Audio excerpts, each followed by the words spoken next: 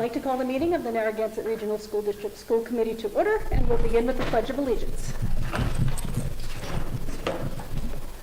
Pledge allegiance to the flag of the United States of America and to the republic for which it stands, one nation, under God, indivisible, with liberty and justice for all.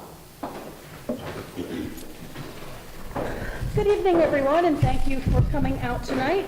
I'd like to first announce that this meeting is being live streamed and recorded. You can find the recording under the website. We've got an NRSD TV YouTube page, and it is being live streamed on through the Facebook page. First up, we have approval of the meeting minutes of November 16th, which we're going to pass over. They weren't completed with enough time for everyone to review, so we'll do those at next week's meeting.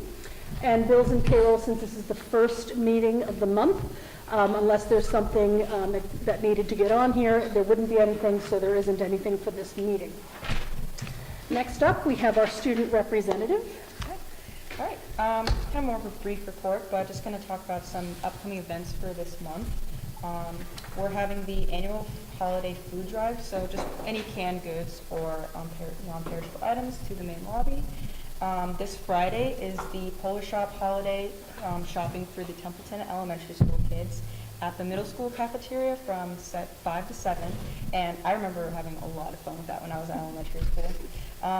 December 16th is the laying of the wreath ceremony with Wreaths Across America at the Veterans Memorial in Winchton. For our music department, the winter concert is December 20th at 7 in the middle school auditorium. And with our winter sports starting for the season, it'll definitely be fun to see how all our teams do this year. So that'll be all for me. One update I'd like you to give is, how did the Powder Puff game go? Because you said you were playing. Yeah, we won. I made a touchdown, so I was happy with that. Very good. Great. Anyone have any questions or comments? Josiah? No? Okay, well, thank you for the update. We appreciate you coming out and keeping us all up to date and informed, and those dates are great. The holiday concerts here are always fabulous, so I would recommend to anyone who hasn't been to one, show up because they're fun, and good luck, because I know Heather, you're coordinating the Polar Shop, and I hear you have some good volunteers coming, so good luck with that. Right. Next up, for appearances, we do have our high school principal, so I'm going to turn it over to Dr. Casavant to do an introduction. Okay. Madam Chair, sorry about that. It is my pleasure. I guess I know they have a lot to discuss.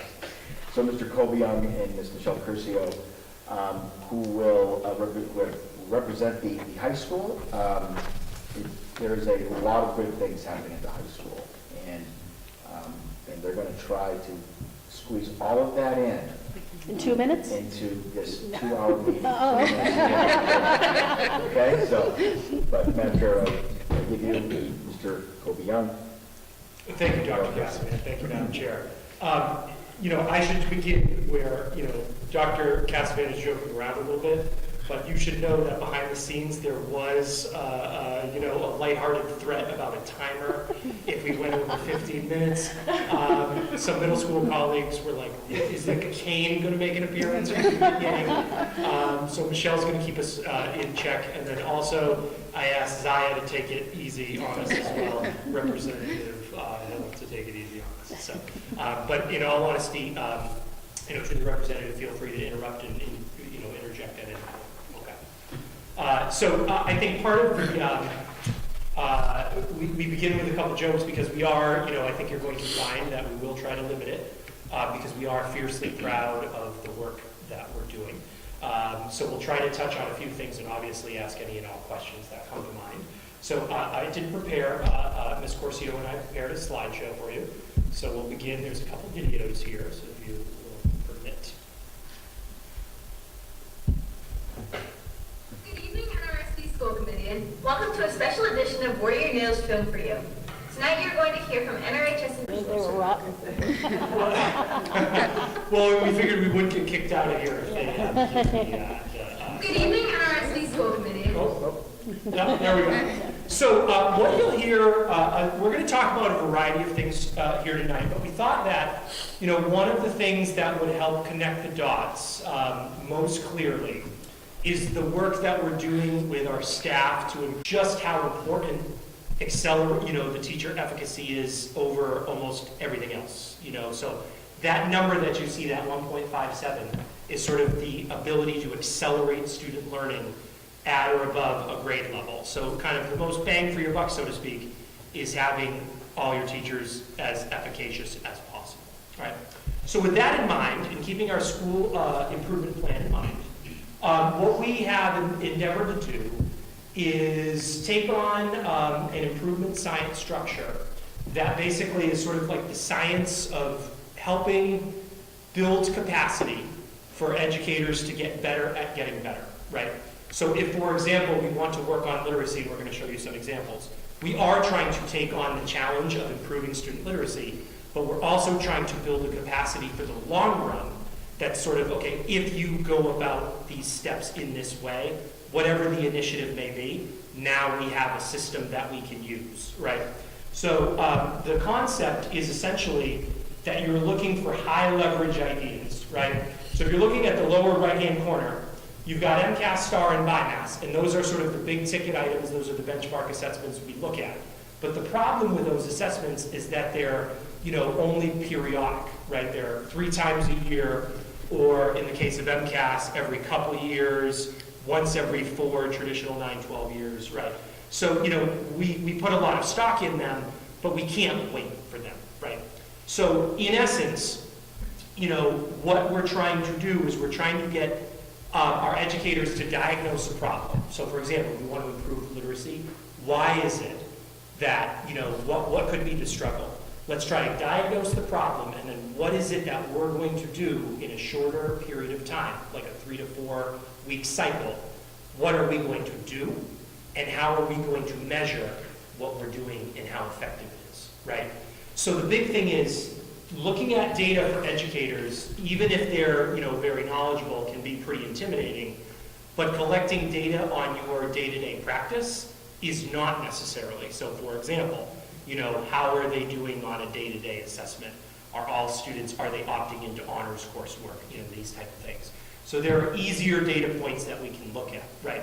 So in essence, what we're doing as a school is we're looking sort of every time we meet for professional development, and as part of our interdisciplinary meetings, we have set up these plan, do, study, act cycles. So we're in the do phase right now, right?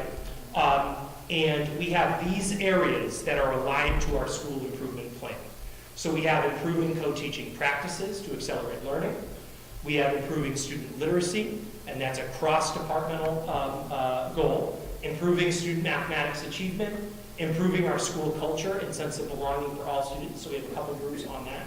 And then, recognized from our school improvement plan, community engagement, fostering strong community engagement, and then increasing positive student engagement. These are all sort of our areas that individual teams, cross-disciplinary, are working on constantly as we go through the year. So essentially, to give you an example, let me use student literacy. So I'm going to open up their slide deck.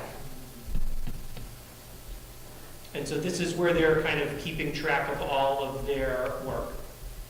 And we have them diagnose a problem of practice, right? So they faced into a lot of the data that you've seen, looked at MCAS scores, looked at all these things, and they've said, okay, we feel that our students, after looking at this, don't have the reading stamina to complete and comprehend complex texts. So it's great to diagnose a problem, right? But then the question becomes, okay, so what are we going to do about it? Now, obviously, we're going to be looking at our STAR data, our MCAS data, and everything, but we don't want to wait for those things to come to fruition for us to evaluate, right? So these are the action steps that they are taking. And let me get to the slide here. You can see beginning. By the way, this work is sponsored by the Carnegie Foundation, so it has some pretty serious chops.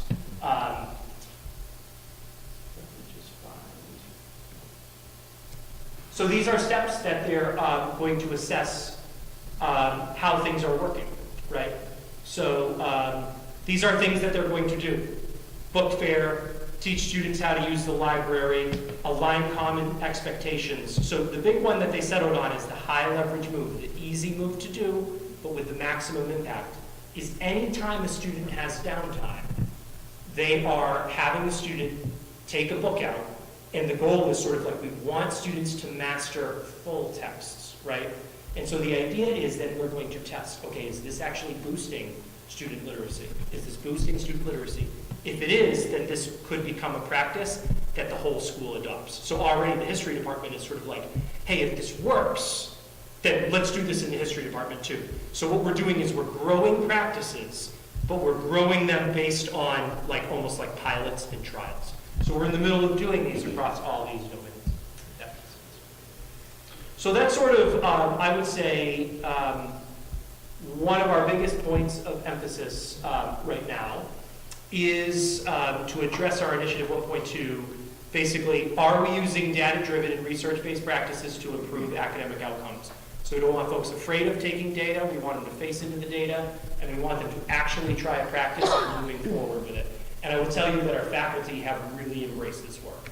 So we're really proud of the work that's going on. Another example, I won't run you through the slides, but math, right? We found when we analyzed math scores that students, if you actually get into the weeds on how MCAS works, right? Students are by the time they take geometry, they're by some of the skills that have been tested.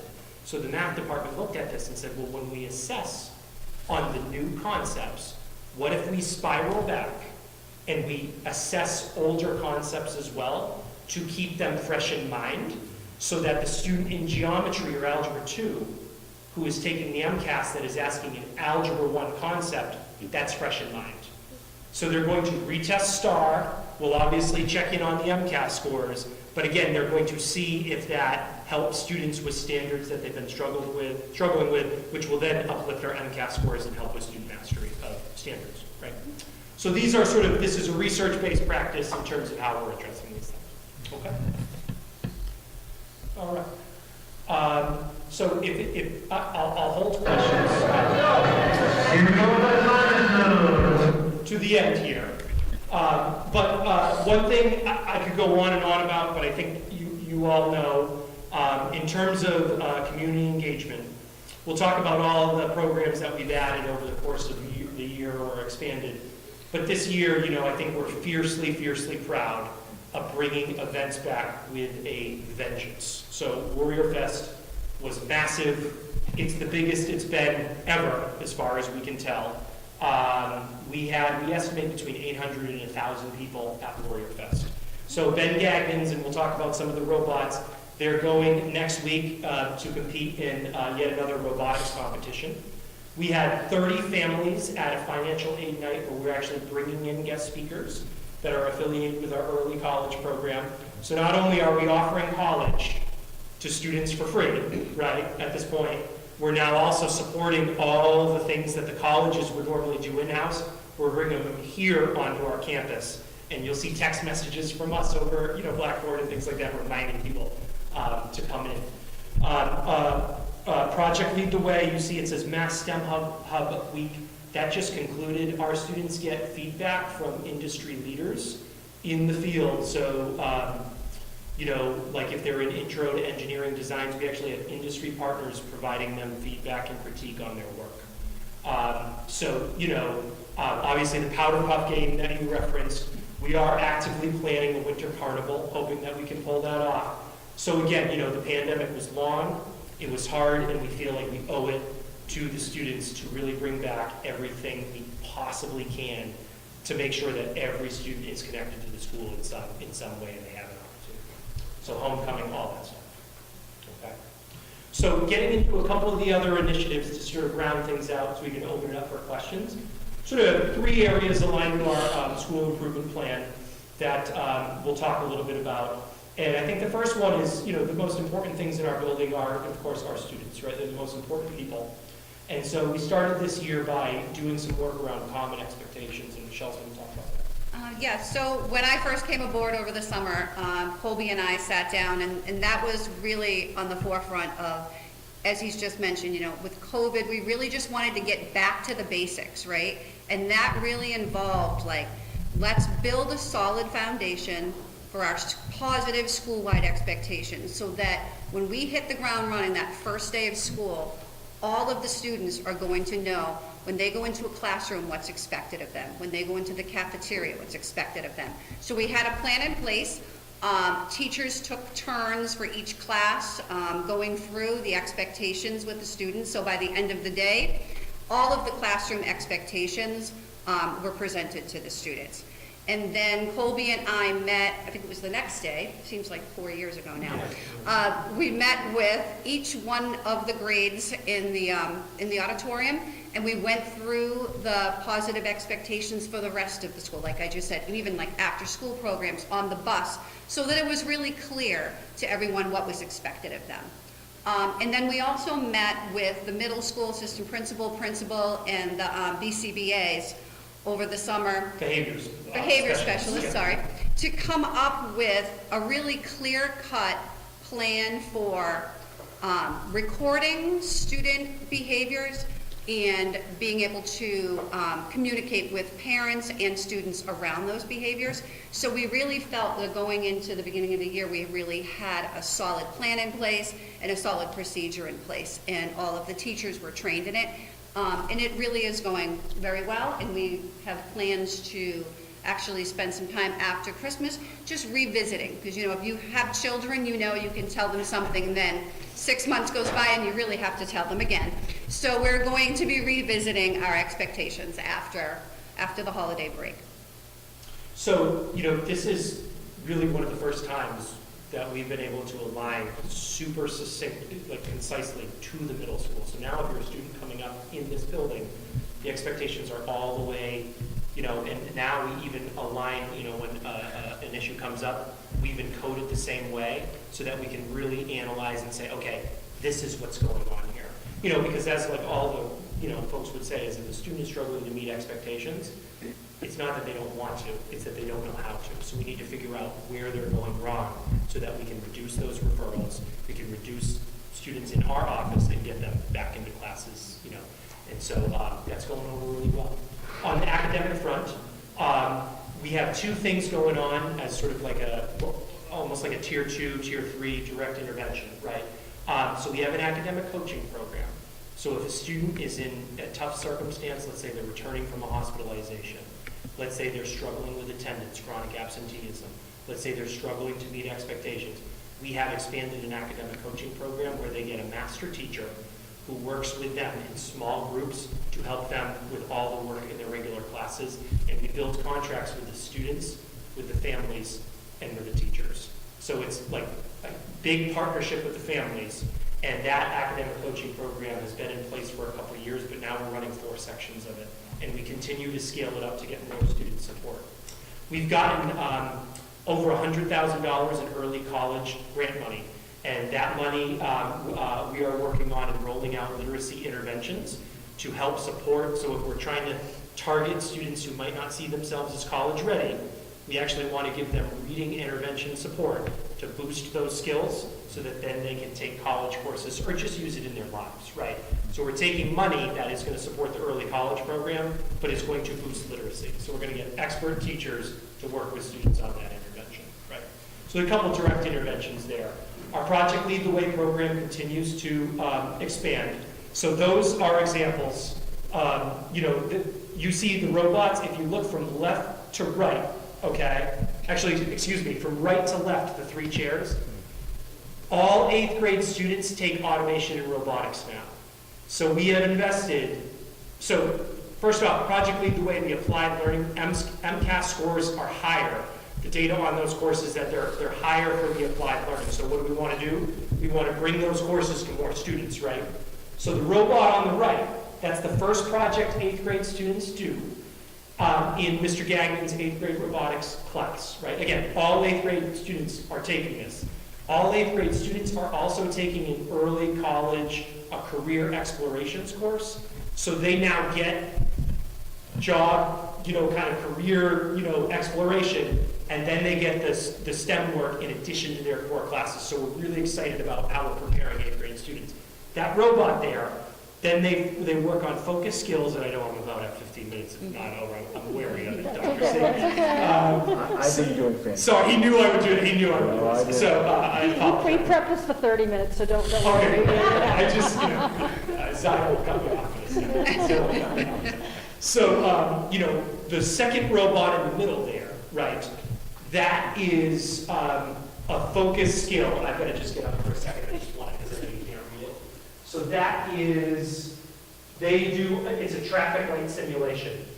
And then they have, this is a test bed simulation, like raising, lowering. I would mess it up if I tried it right now. But essentially, they're working to mechanize the robot, get it moving, and then perform different functions.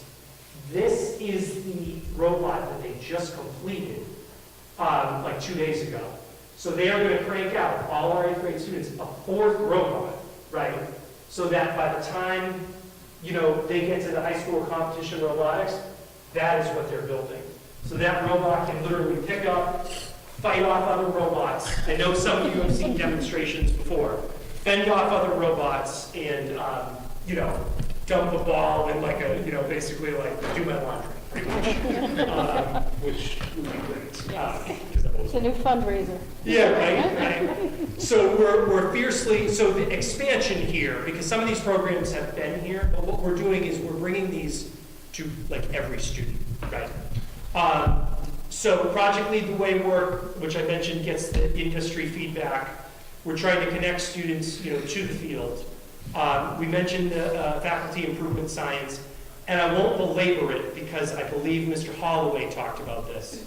But for our students with disabilities, so we have a Thrive program where we're bringing students back into district, and it's not just that they're in regular classes now, they're at our dances.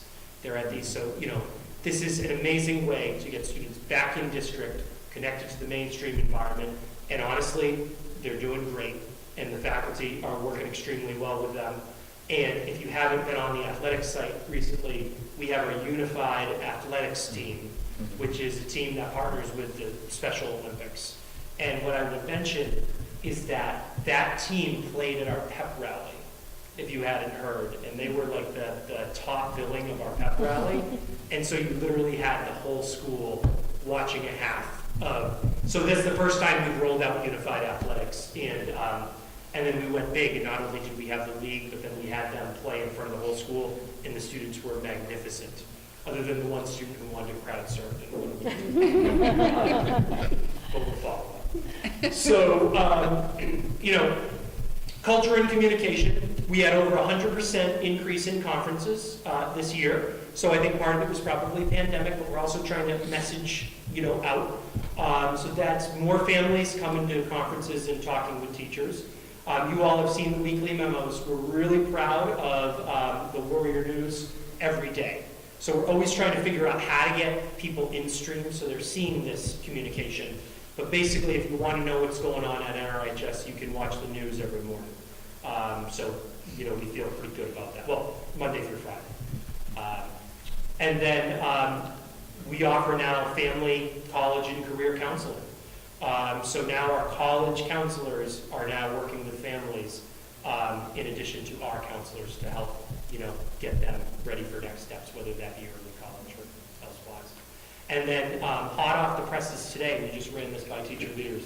We are, trying to sort of spark interest. You want to talk about that in regards to STAR? Sure, because, students, taking the STAR assessment, they're taking MCAS, they're taking other assessments. It's really hard to get them really pumped up for it. So we kind of pitched a few ideas today as far as the STAR assessment. There's a 2-part to the STAR assessment pep rally, I guess we're going to call it. But teachers are going to, the ELA and math teachers are going to be conferencing with students. So it's really about getting teachers to be sitting down with the student one-on-one and really going through their scores, showing them where they land, and then actually kind of talking to them, just saying, hey, that first test that you took, were you having a good day that day? Oh, no, maybe I wasn't having a good day. I was a little tired.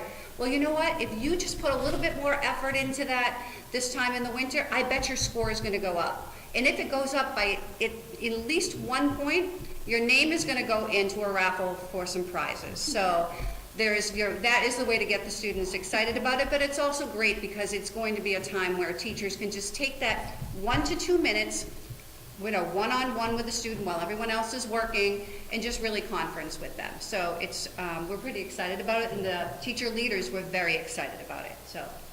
Yeah, so in the same way that Mr. Gagnon does, robotics competitions for everyone, we really want to get students excited about learning and have the school culture celebrate when students are, in the one-to-one meetings to get students to own themselves how they're doing. So we're trying to build capacity not only for our teachers and staff, but for our students to say, hey, this is my score. I saw this result, and I had this much growth. Right? So in short, those are, or in long, those are some of the things that we have going on here.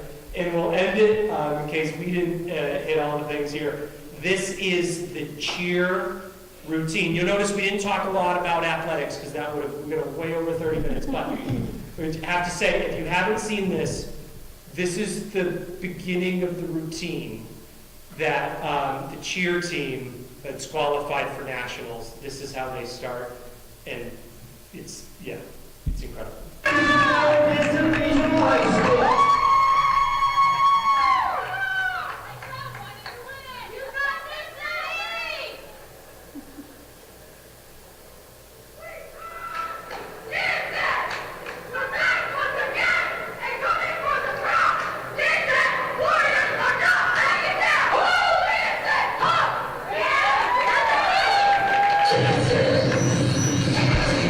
So if we keep going here, Dr. C might get nervous. No. They're carrying people across No, it's unbelievable. Keep it going. You want to keep Yes, going? keep Okay. going. This is insane.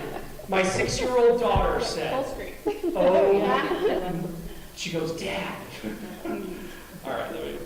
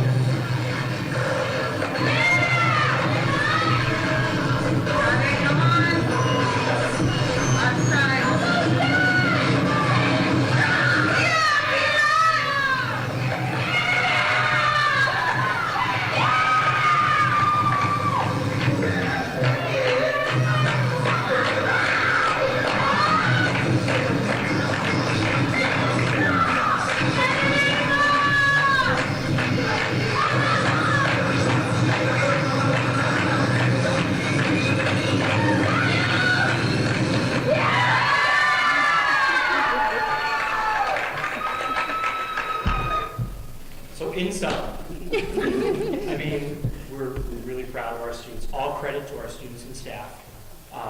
We feel like despite the pandemic, we're more than surviving. We're thriving. That's how we feel. Thank you. Thank you. Questions, comments from the committee? I feel like you should be clapping. For them, yeah.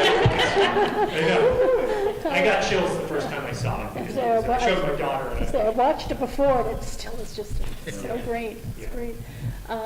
Just a couple of observations. I absolutely love the fact that you're partnering with the middle school, because when they were in talking to us about expectations and being, clear on what they were, sending the same messaging all the way up so that when you get to 8th grade, you're not hearing something different, and how important that was. So it's wonderful that we're taking the time to really, take what we've started and just keep building on it. So that's going to be great. I think we'll have great payoff in the end with that. So I think that's wonderful. Something else. Anyone else want to start? I have a question regarding the your Plan, Do, Study, Act cycle. Sure. How often are you cycling through that process and, visiting your data collection and adjusting based on that? Is it like a set time that Yeah, the cycle's yeah. happening? Or? Yeah, no, it's a great question. So the, we recommend about 4 to 6 weeks. Okay. So the idea is you're going to try a practice for 4 weeks, and then depending on how it's working, you're going to change. So we meet, I would say about twice a month is how it averages out, so that folks can do the work. So you started the year looking at the data, like I said, like a lot of you had seen, kind of analyzing and saying, okay, all right, so given this, what do we do? What are we going to try? Try it for 4 weeks, up to 6 weeks, and then inventory how well it's working. And then it's not just that, like Michelle is trying it in her class, right? Mm-hmm. It's that now I'm trying it in my class too, and I have 2 other colleagues trying it, so that there's strength in numbers and we can really get a sense of if it's working, right? So you're agreeing on what the method for data collection or the resources you're going to use for data collection, so Exactly. you're comparing apples to apples? Exactly. And I mentioned the high leverage thing. The example that they give in industry is when you're in a plane, right? The plane goes to land. The landing gear comes out really early. And that's to cool the wheel down so the tire doesn't explode. You can redesign the wheel, or you can just put the landing gear up. So what we're talking with teachers is like, yeah, we have hard moves to make, but what's the low-hanging fruit? Get out a book, read, spiral back, ask old questions, those type of things. So they're really digging in. And we'll see, we're about complete with our first cycle in the next couple weeks. So thank you for asking. Very interesting. I think just like the most impressive thing is the fact that you review old concepts, especially in math. Mm-hmm. Like I've heard from a lot of students that have said they feel like, especially in math classes, they just learn the topics and then take the test and then forget everything. And they always feel like they're just trying to learn just for the test, and they can never remember anything else. And I think that's really important that you do review older concepts, because everything, especially in math, connects. And to be able to make those connections, I think would really help in the math department. Thank you. The other observation, I just remembered what it was, is that you're actually at the point, and this is, I think, just a district-wide observation, that you are utilizing data to do a lot of your analysis, and we're past the point and questioning the validity of the data because we've been gathering it for so long and testing it and trying it. And 5 years ago, we wouldn't have been here. So I just find it really exciting that we're able to get the staff to sit down and look at the data, and there's integrity there. So it's not just with their gut feel, they have some good data. And then you have your research practice that you're bringing into it with standardized practices that are proven, and you're tying the 3 things in together to try and get these quick fixes, because that's, we've done, in the business world, that's what you do. Those low-hanging fruit. I saw your Ishikawa little fishbone diagram, all the low-hanging fruit, and it's really exciting because that's what gains momentum, so it's really exciting to kind of see the whole thing come together.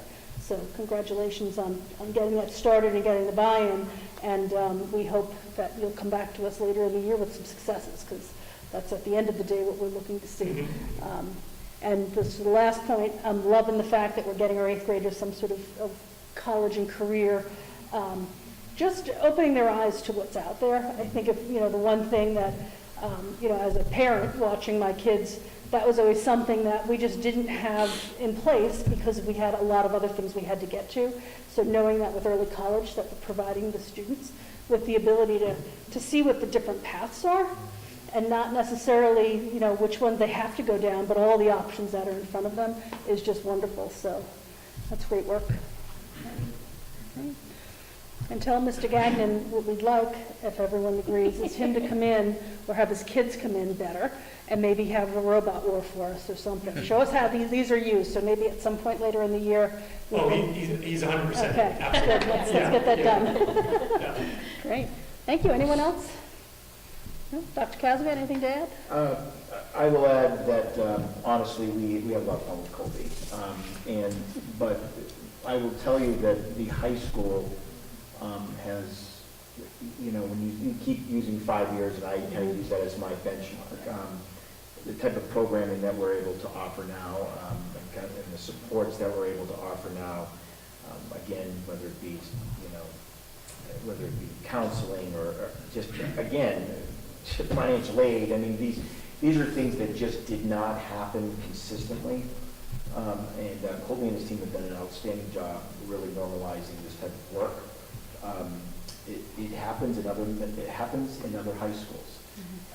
And I think that one of the questions we asked very early on is, well, why not in this high school, right? Why not in this district? Our kids deserve it. And our parents deserve that, obviously. And they've really done a nice job with, you can't do it all, and we spend it all at once, but they've really taken what's important, and they've done it very, very well. And I think that's, the big takeaway, when we start looking at what does a graduate look like from Narragansett. And, what experiences that they had. I'm sure it'll be very different if we would have interviewed someone 5 years ago, or, in June. And so we continue to improve. And that's exactly what they've done, and they've done an excellent job. Well, thank you. It's wonderful to have you guys in and share with us all the wonderful things going on in the high school. We appreciate you taking the time out of your day, because we know you've been here since, the students couldn't come in until 7:35, so we know you guys have been in here since earlier than that. You're welcome to sit and stay and even participate in the meeting if you have any comments on anything we discussed. We also would understand if you feel that you need to get home or do some things for tomorrow. We certainly would understand. That might be what we have to do. And that's perfectly fine. So, Likewise, thank you all. Thank you very Thanks much. for the thank you. Thank you. Okay. All right, so next up, I'll wait a second.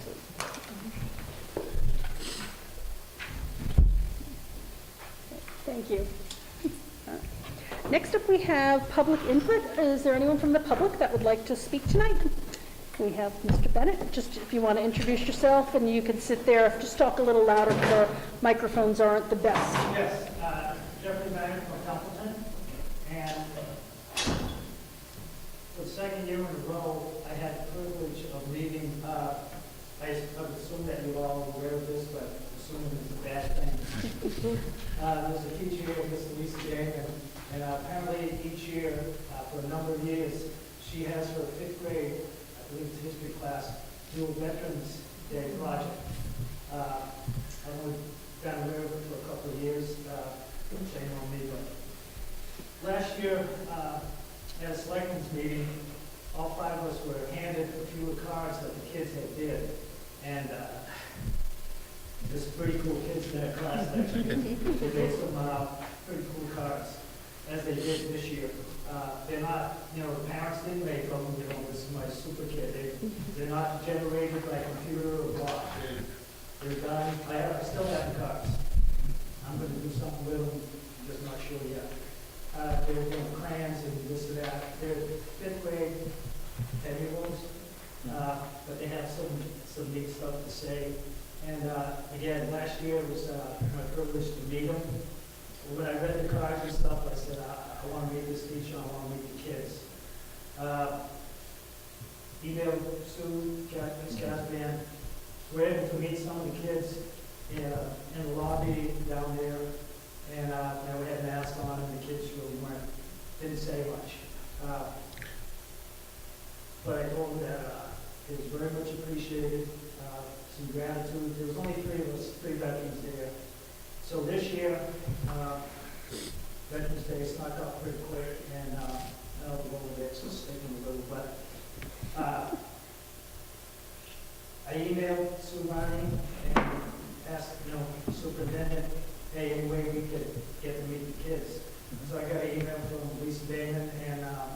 we came up with a day and a time that was really quick. But we got to meet all of the kids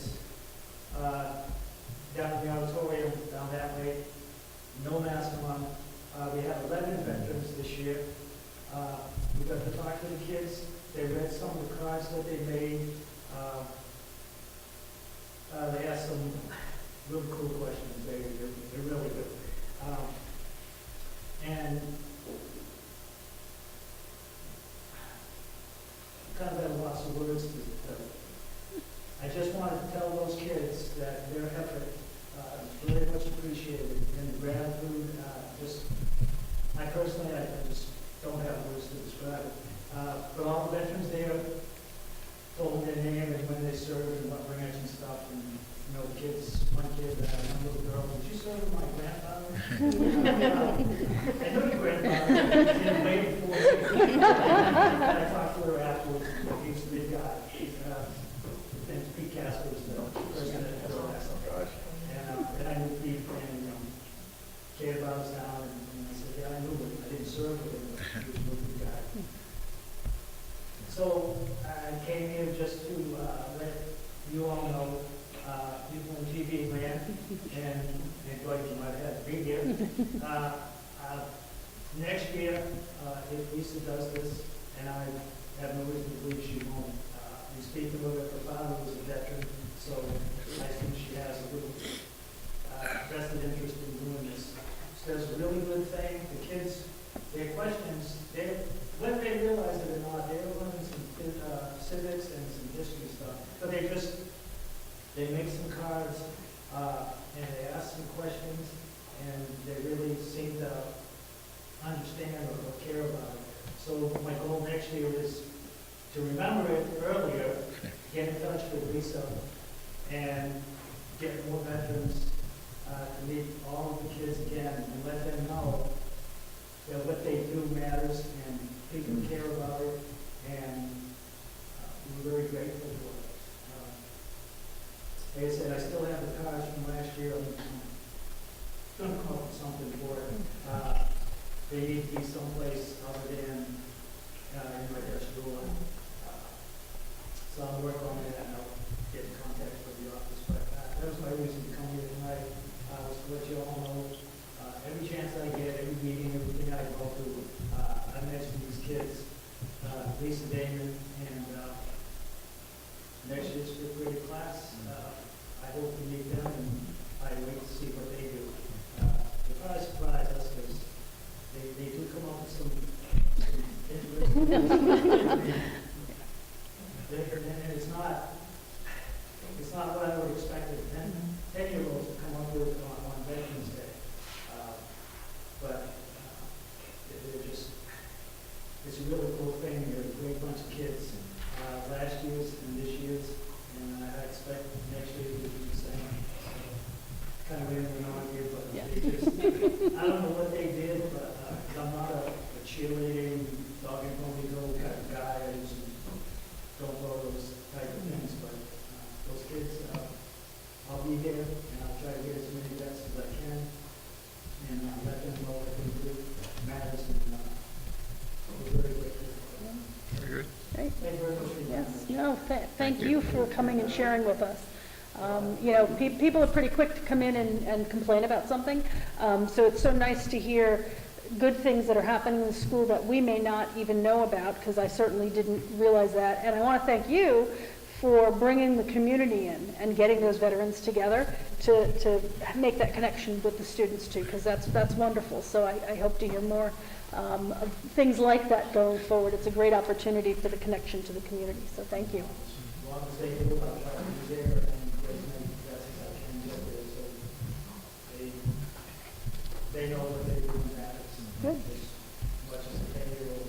And I think in that instance, they might be, well, those robot kids, they ain't got squat on them, do they?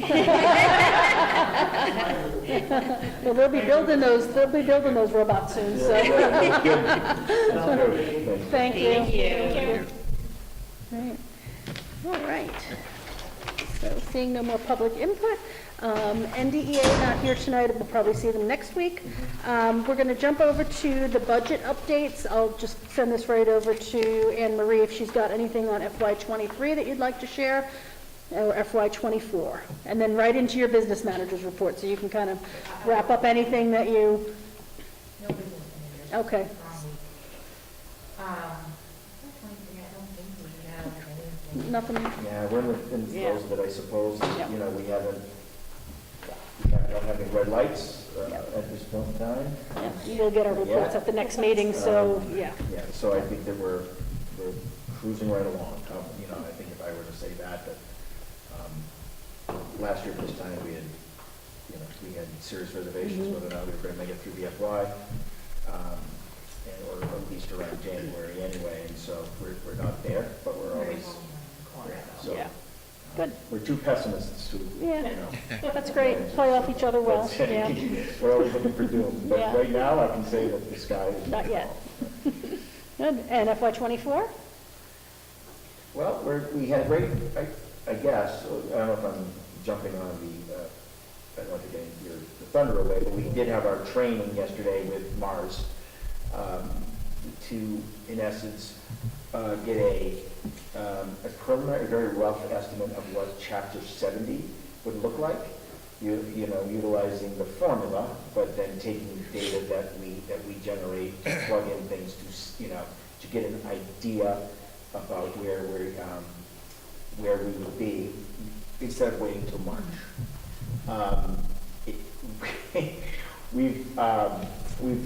It's really like a game of hide and seek with the information. There's a lot of it that you need to gather. Some of it we had access to, some of it we did not. So we worked painfully for the last 2 We have to days. figure out prior years where that data came from in order to find the current data that we needed. So yesterday afternoon was quite a challenging afternoon. But we have all of our numbers. Now we have to figure out how to plug them into the formula. So, a lot of work has gone into this, and I'm not speaking necessarily about Anne Marie and I, mostly Anne Marie, but Mars has done a great job with updating the formulas that will affect FY24. That's a ton of work. Julie Kelly, who works for Mars, and she has done a ton of work. We emailed her 3 times already, and I'm sure she received 80 emails probably, because a lot of this information is just, it's elusive. But this is going, I think that once it becomes a little bit more normalized and we have the information, this is a great tool to help set the stage for, for the year to come instead of waiting until March. So. Excellent. And that training, I think, was what, yesterday? It was. Yeah. And I think I heard there was like over 90 superintendents and business managers on the house, so it was a great call. Yeah. Good. All right, well, we look forward to hearing more about that once you get through the data. We're almost afraid to talk about it, because we're not sure what we have. But No, that's good. It's just an estimate, just always remember. Absolutely. No, it's a directional. That's great. Okay, so we'll move on. 23, 24, nothing on the business manager's report. Molly, you had wanted to talk about STAR training for teacher leaders? Sure, just briefly. So I'm really thankful and lucky to have the opportunity each month to meet with those cheerleaders. We meet once a month with our secondary cheerleaders and once a month with our elementary cheerleaders. And the focus of those meetings has really been on how to analyze data with our teams and how to put action steps in place and move instructional practice forward to support all students and individual students through interventions or enrichment. So you heard Colby talk a lot about the cycle that is rolling out with the high school staff as well. And so through that, one of the questions that arose from the teacher leaders was regarding how we use STAR. And as I'm sure a lot of you have heard in the past and started to hear this year, we use it 3 times a year to assess students with benchmark expectations. Where should they be at this point in the year, or are they year in reading and math? And so the STAR platform has the capacity to also have teachers either design their own or select pre-made interim assessments to use in between those big 3 times a year assessments. And these are shorter, quick assessments to get information on students, either related to a specific standard or related to a specific skill. And so the lead teachers went through training either yesterday or last week, depending on if they're elementary or secondary. And they learned about how to access and use that side of the STAR platform. And so it's called STAR Custom because teachers can customize and build their own assessments. One thing we all learned that was exciting for us is that even though STAR only assesses literacy and math, we have the ability to create interim assessments for literacy, math, and science. For our science lead teachers were really excited to see that. We learned how to create those using students' benchmark data to sort of analyze where a suggested assessment would fall. So there are some pre-made assessments they can grab and use, or teachers can go into an item bank that already exists and select specific either open response questions or selective response or constructive response, excuse me. So it's really helpful for them to be able to have that tool in their toolkit. And so between now and our meeting in January, they're going to be designing an assessment, trying it with their students, and then we're going to be reflecting on how that went and how we might design and use that to help us get some data in between those big 3 times each year in a way that's pretty efficient and collects and gives them the data in a way that's very helpful for instructional planning. So they were pretty excited about that. We got some good feedback from the teachers on that. That's great. Any questions or comments? That sounds great, and it really makes a nice tie, and I'm thinking to what you had mentioned, Zaya, about, having these skills and then you move on after the test. I was notorious for that. And just another, something else in the toolkit to pull out and use to be able to look at that quick hit on where we are. It's great. Absolutely, and actually to Zaya's point as well, one of our elementary teachers yesterday said, wait, can I use this to go back and do like a review assessment? And they got really excited about thinking outside the box and how they might use it that way as well. That's great. Great. Sounds like a lot of very positive things going on in the district, so that's wonderful. Thank you. Next up, we have an out-of-state field trip form. So as a school committee, we need to approve all of the out-of-state field trips. So this one is attached to the agenda, so hopefully everyone's had a chance to look at it. It looks like it's a senior class trip, and this year they want to go to the Shore in New Jersey, right? I read that right? And they're going to go to Six Flags, and so they are going to do some fundraising. Would you like more information on that? Because I know Dr. Kazavin could speak to it, and Ms. Lyons, who knows all the information, is here, and she can certainly, would you like her to give us an overview of what the trip will include? Okay, so. Okay, so last spring, at the end of the school year, we had put out a Google form to the incoming seniors saying, what do you want your senior year to look like?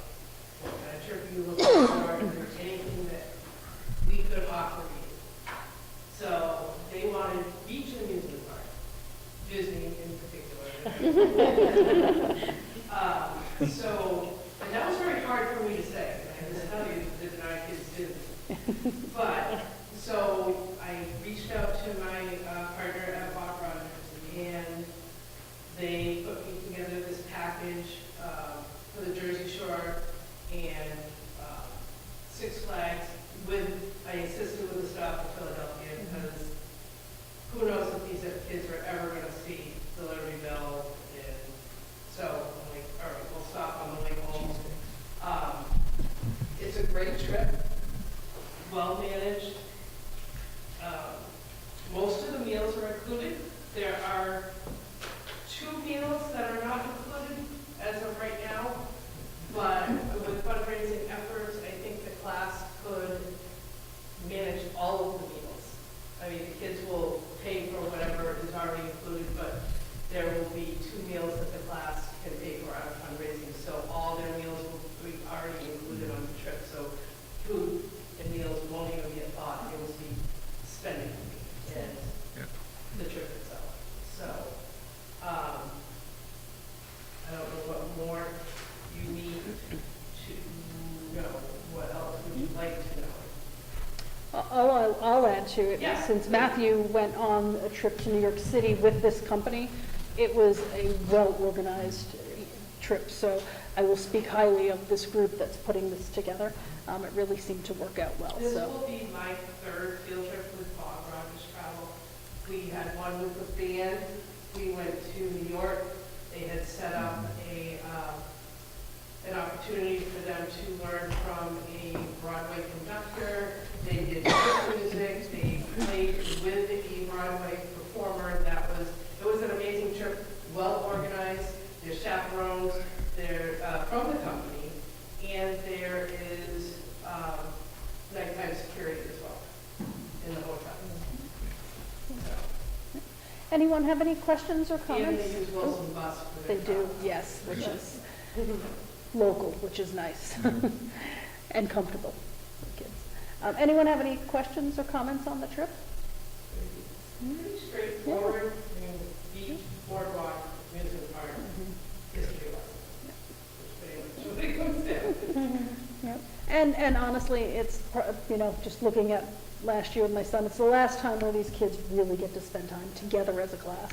So it's a fun thing instead of where they have to show up and march and learn how to march.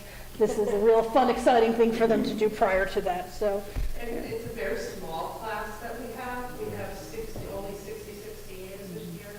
So the goal is at least half to go, which looks promising, definitely. They're all really excited to get out of town and go to the beach. For the students who stay behind, what are the plans for those students? What do they do while they're? Well, it's generally the field trip takes place after the kids get out Okay. of school. We always work it around their last day of classes, and so just before the senior week activity starts. Are there students that don't attend because they're not able to pay for the trip? There has never been a student turned away from anything if they're against it, including field trips, for their inability to pay. So we will work out anybody who's interested to go. We will find a way. But I will add that in those times that it is very important to, at times, self-identify early. So that, you can. We're also offering, a lot in the way of fundraising. We've done a lot of fundraising this year. We still have a lot more to do. And as an advisor, I like to work around event fundraising versus making people buy junk. I think Except you get Krispy more bang Kremes. for your buck. Except Krispy Krispy Kremes. Kreme's I think people want more for their money. they do. So Yeah. by having, we're having an adult 80s prom. The class is going to sponsor an adult 80s prom in March for the grown-ups in the community. And it's going to be at the Legion. So, I mean, I think that kind of stuff, we got a band too, a live band. So excited. But, yeah, I think that's the kind of stuff people in this community want to see versus another game or, another pie. We did sell pies. Yeah, and I love that idea because it really, if we're looking to build community and find ways to engage, what better way than to bring people together at events rather than, oh, here's the order form and get your pie. So that's great. And especially after COVID. Yeah. People are interested. Yeah. Right. Any other questions? I just want to say I think it's such a milestone as a senior to have, a big, whether it's a week or an event or something. So I think the agenda looks great, and I think they're going to have a blast. I was curious how you did come up with, a Jersey Shore and all of that. So I'm glad that you pulled them. I mean, I think that's a great idea. Why not ask them? So I think you guys are going to have a blast. Yeah, that's the way we've done it in the past. We ask their opinion, we see what they like, what their wants and stuff are, and then we kind of steer them in safe, most appropriate direction. But this is a trip that has been done in the past with other senior classes pre-Dr. Hasbin. This was Sean Ricken and Peter Cushing, I think, had done it when Sean was principal of the high school years ago. And it's a very similar trip to what they would do. My oldest daughter went on this trip. Very similar.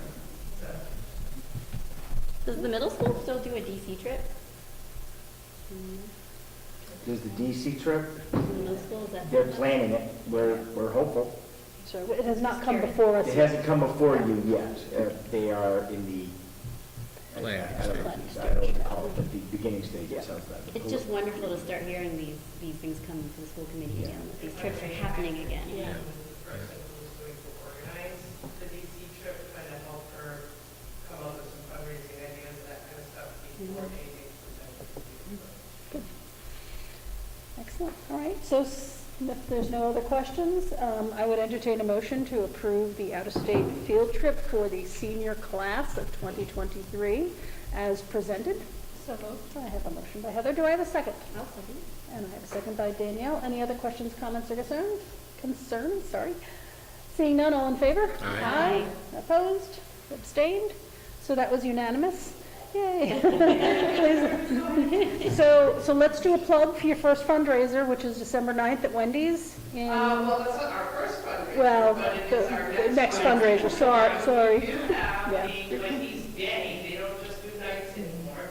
Wendy's, you can go from any time during the day, tell them that you're with the class of 23 for NRHS, and we'll get 30% of your sale.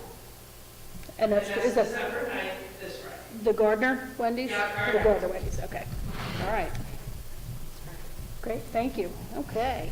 Were there any surplus items? I don't believe, so we'll pass over that. And next up, we will go to the superintendent report, so I'll turn this over to Dr. Casavan to speak about whatever he has that we haven't covered.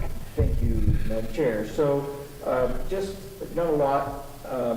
One, pardon me, the school safety update, which we are, that is on the docket for every school committee meeting. We continue to work towards the grant. I know we talk about that a lot, but we are actually seeing invoices. We're actually starting to make progress on the communication.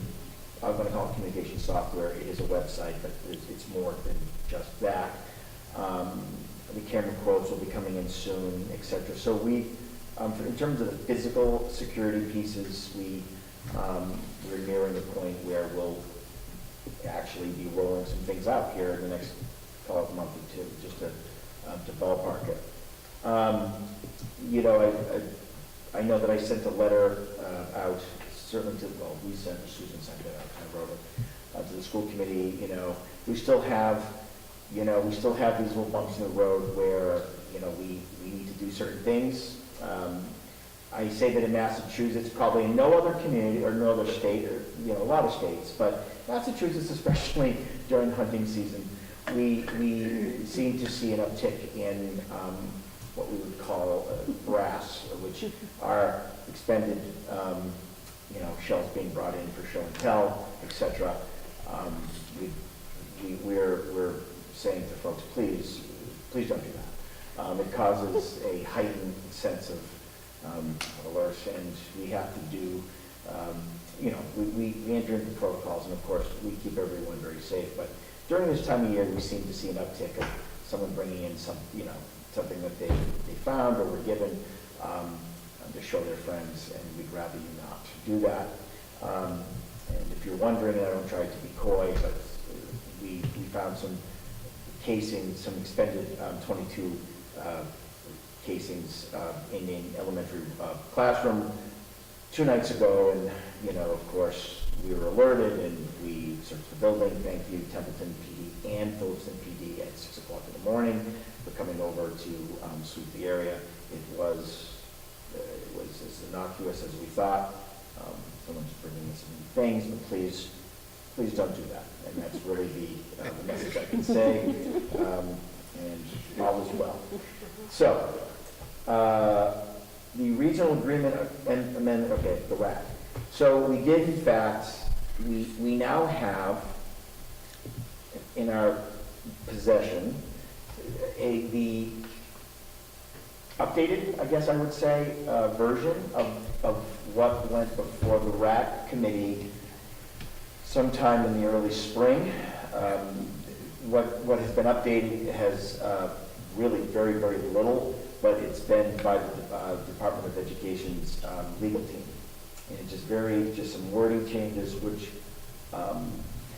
from my perspective, should go before the existing RAC committee to review those changes, and then at that point can make whatever decision that they want. But it's now clear through the DESI legal piece. Now, again, we were fine at one point, but then they were like, wait, we better check this over again. So we thought we were fine, we were told we were fine, and then they, for whatever reason, decided to pull that back and take a look at some other language. So in any event, Madam Chair, the school committee, I think that we should reach out, obviously schedule a time to again, Jeff's not here this evening, but as the chair, review those specific changes, because the rest has already been, at least the draft, right, language has been voted and agreed upon.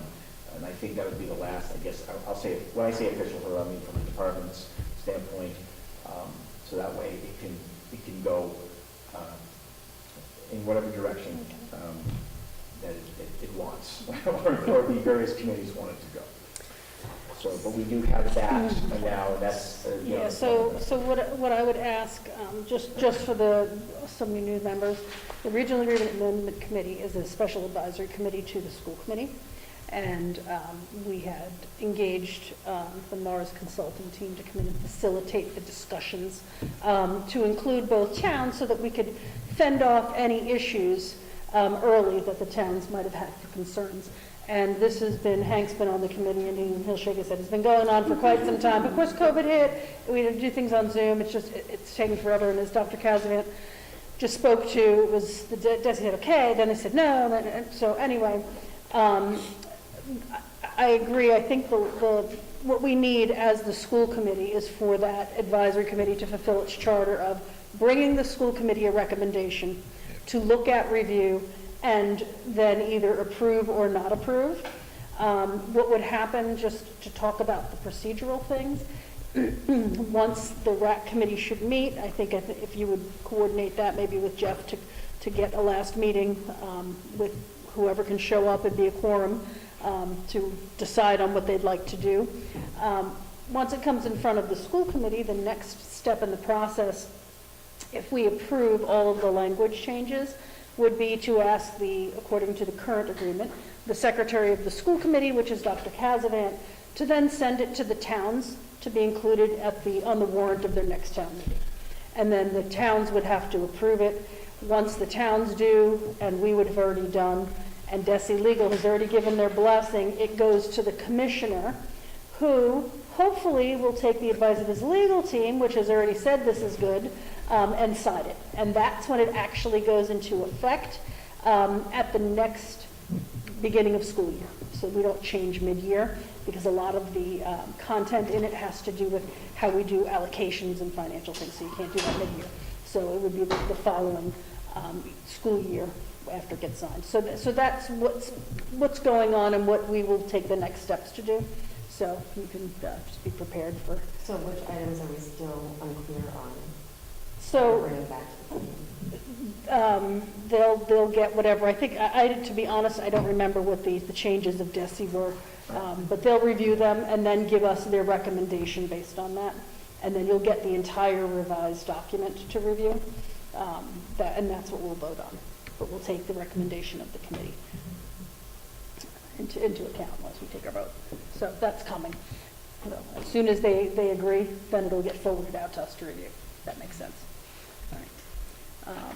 Anyway, so yeah, so if you could coordinate getting them back together, because the other thing that we need to do is also release these people from their servitude on the Regional Agreement Amendment Committee. We've appointed them, and they need to be told that it's over and you can now go home and you don't have to do this again until the next time we create the committee, and if you decide to volunteer for it. So that'll be part of what we have to do as well.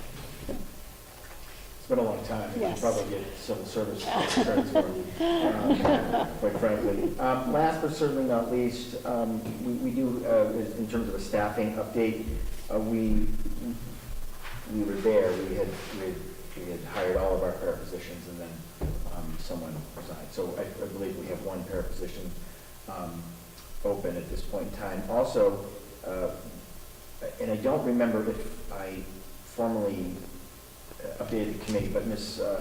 Kelly Kadicki was selected as the interim, just the remainder of the year, Dean of Students at the elementary school, at TES.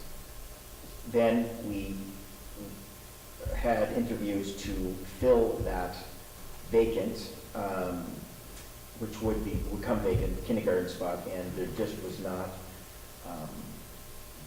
there just wasn't the talent that we needed or wanted for that position, quite frankly. And there were some folks who looked, were very excited, but were not certified. So and this is really a credit to Miss Justine Welch, you might know. She is currently, we say it's the library because that's where she physically is. But she's actually filling in she's serving the role of our 5th Unified Art down there. And she does second step SEL lessons. And she did, in fact, after speaking with her, she's going to fill that void just for the year.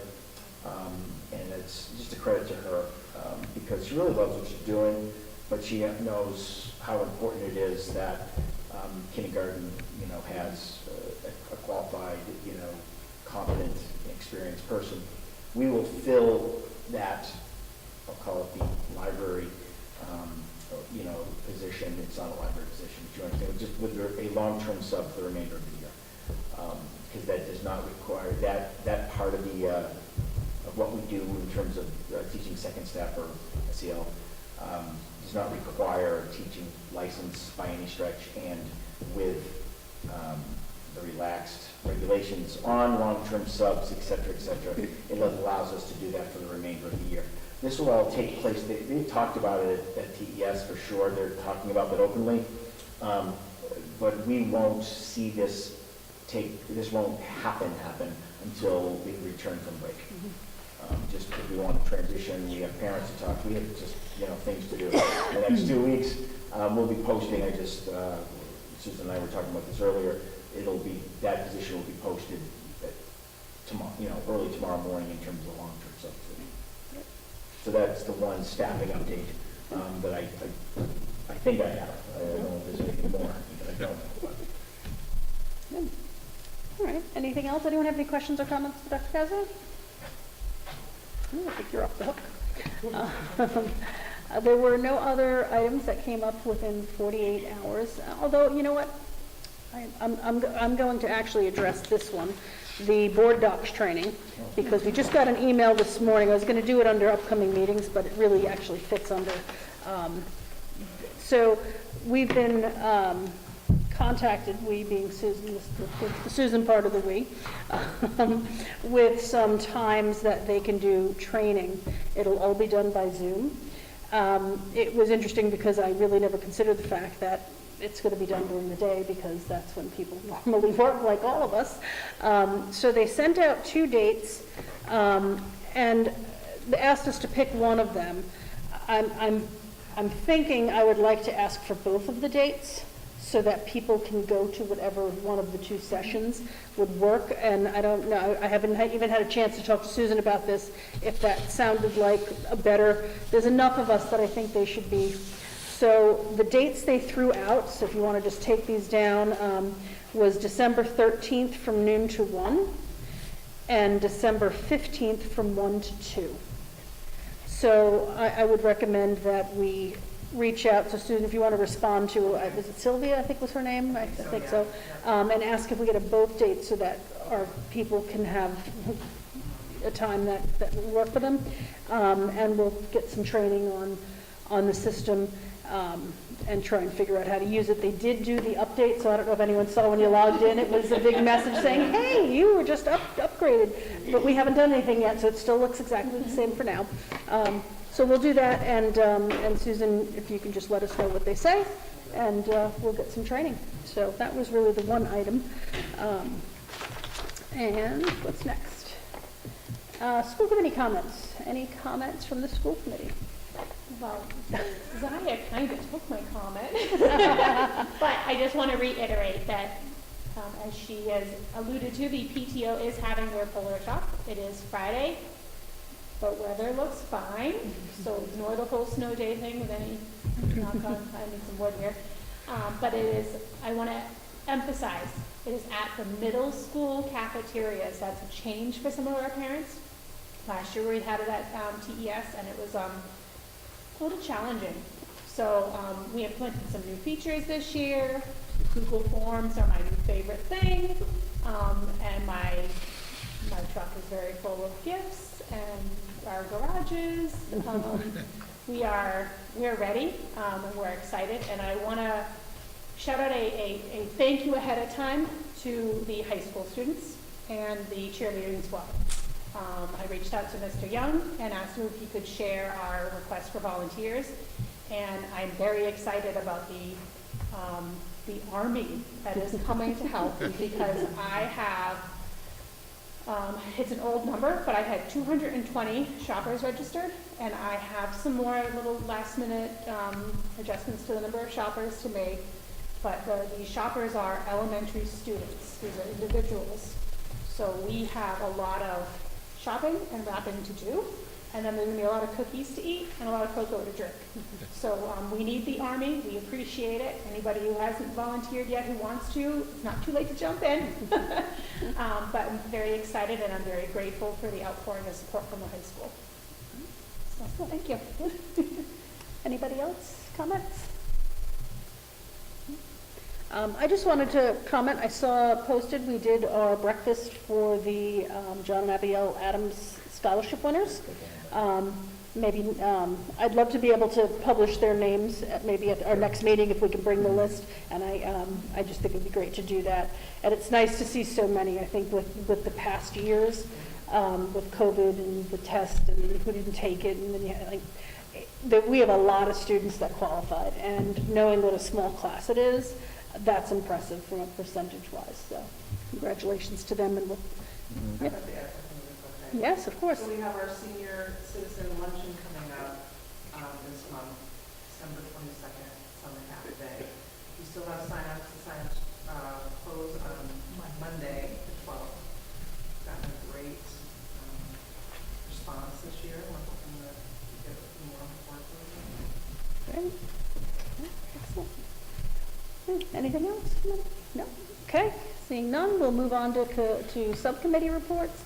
I don't know, has the academic committee, have they met yet, or are they meeting right after this? I think it might be, did they meet last week? I'm sorry. Yeah. Okay.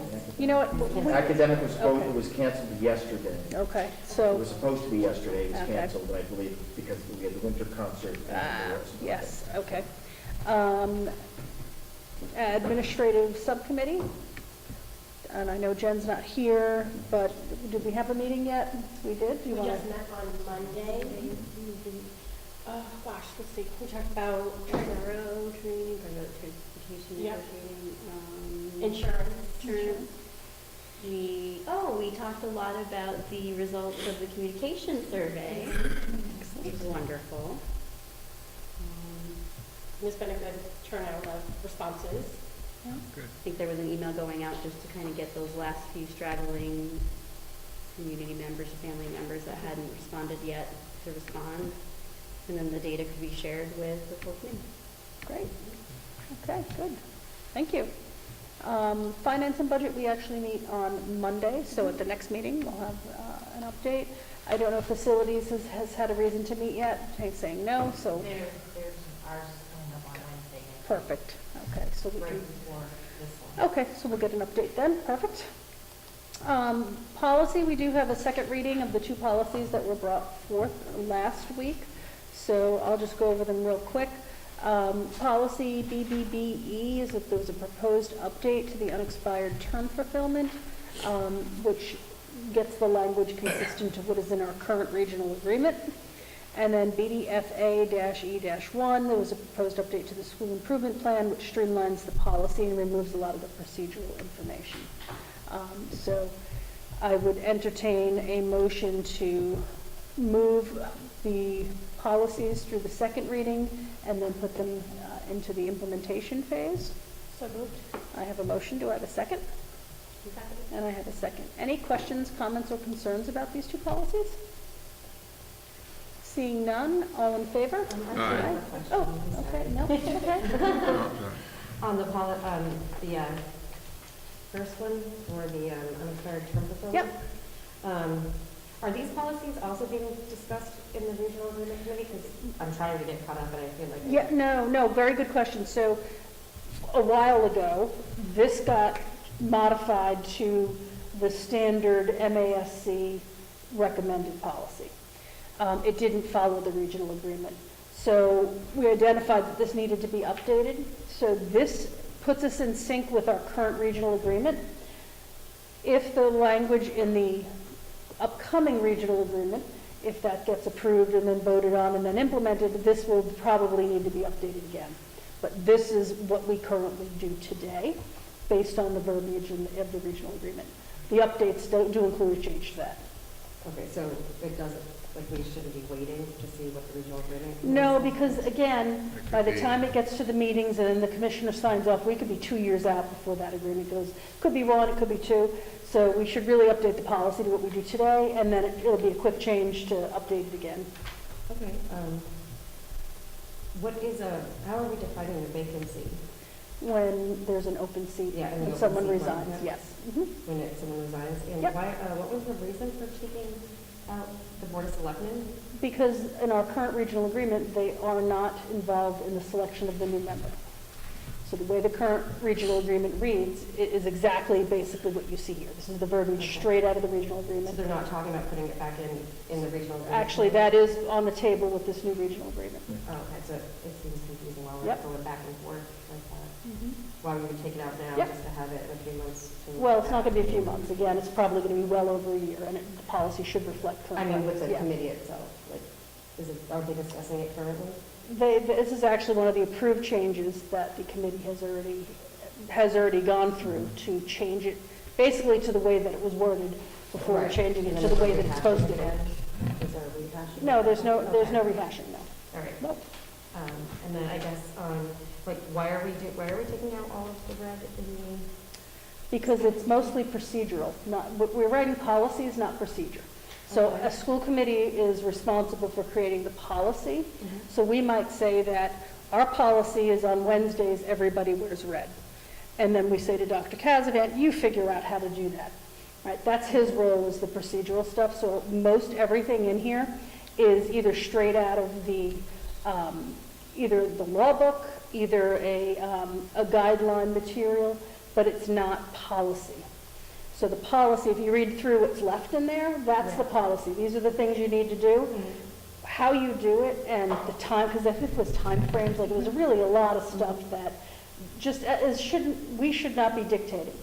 The school improvement plan should be done by the school council, and they come up with how they're going to set up this. So how long, that was just brought to, like, what brought this up?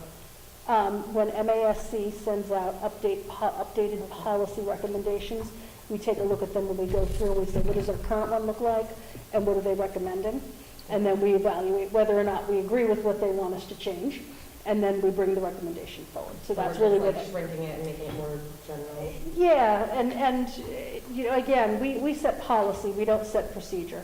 And I'm going to use the concussion policy as a really good example. We have a policy that on concussions, we follow the protocol that is currently adopted. We don't make the policy, so we don't need to have that in our policy. Those procedures are already outlined, and that's kind of what the policy says. That's just an easy one to kind of, make sense? Yeah. Okay. Anything else?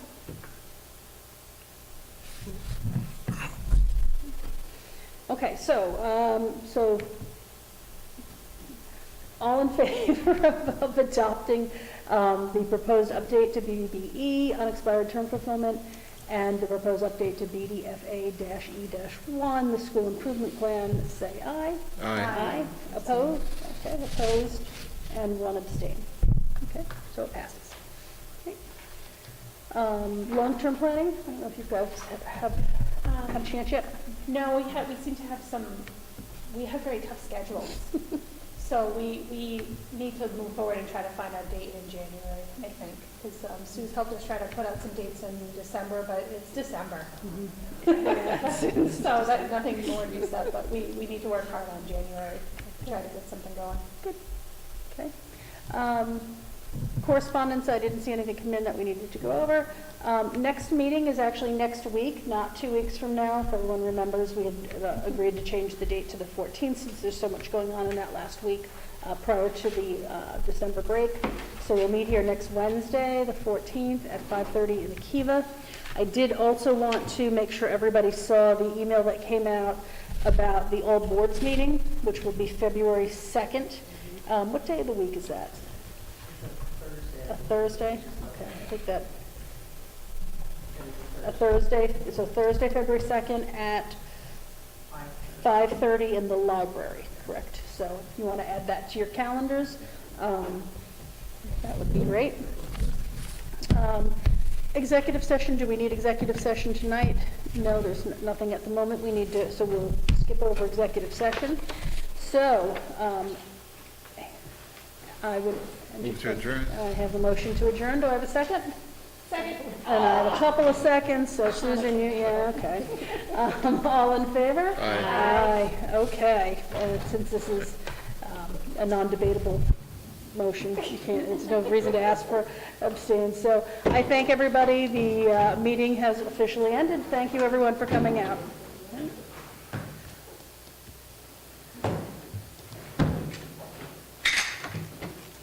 Yeah, I think if we